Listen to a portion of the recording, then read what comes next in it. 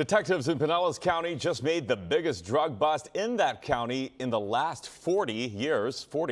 Sheriff Bob Gualtieri says they seized about 132 pounds of cocaine from the ringleader of a large trafficking organization. Fox 13's Kaylee Tracy is following this story and has more from the sheriff's office.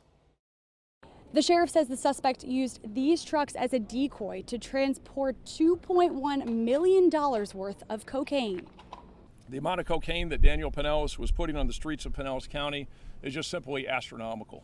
Pinellas County Sheriff Bob Gualtieri says Saturday, detectives arrested infamously known drug trafficker Daniel Pinellas after investigating him for about 3 years with the FDLE's help. His name ironically matches the county he's accused of selling drugs in, and he has ties to. You know, I'll acknowledge, I kind of hate to acknowledge it, I guess, but he's pretty good at what he did. And he eluded us, but he wasn't good enough. Here's how the sheriff says the operation worked. Once a month, a few of the suspects would drive the cocaine from Texas in this tractor trailer, towing 2 other trucks that the cocaine was stashed in. You know, I give them a little bit of credit, not for much, because they were doing some really, really bad stuff. But they were cautious and smart, just not smart enough for our people. They check into a hotel in Wesley Chapel, wait for it to get dark, and meet Pinellas elsewhere in an SUV.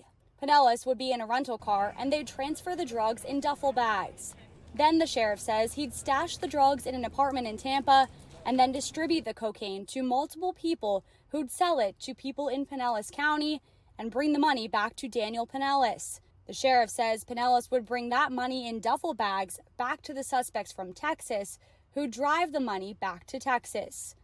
Detectives believe they moved about $1 million on each monthly trip. So in this one shipment alone, we seized about 132 pounds of cocaine. Sheriff Gualtieri says Pinellas only operated a few days of the month, part of the reason he was able to elude detectives.